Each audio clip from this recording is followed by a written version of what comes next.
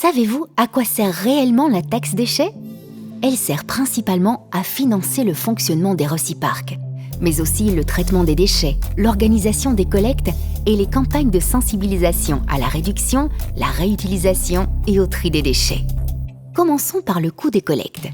Il faut prendre en compte le charroi, le personnel, la taxe kilométrique et la gestion de sites d'exploitation décentralisés répartis sur le territoire afin de garantir un service de proximité. L'essentiel de ces coûts sont pris en charge grâce à la taxe déchets.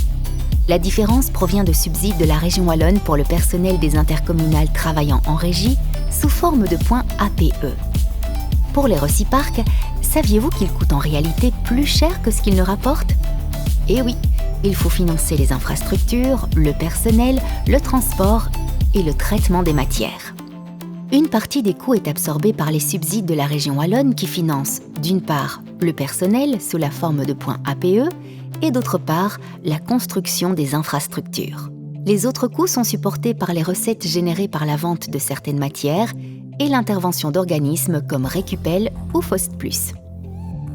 En dehors des flux collectés dans les reciparcs, des PMC et des papiers cartons, les principaux modes de traitement sont la valorisation énergétique des déchets ménagers résiduels et la biométhanisation des déchets organiques issus des communes où une collecte sélective de ces derniers est organisée.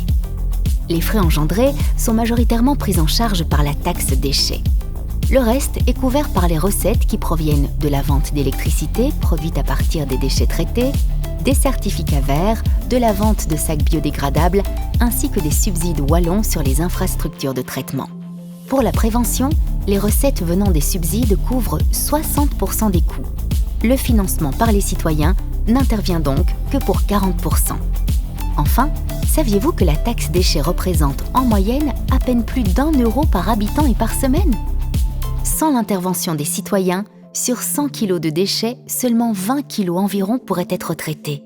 C'est donc grâce à vous que les déchets sont bien gérés et le service offert de qualité.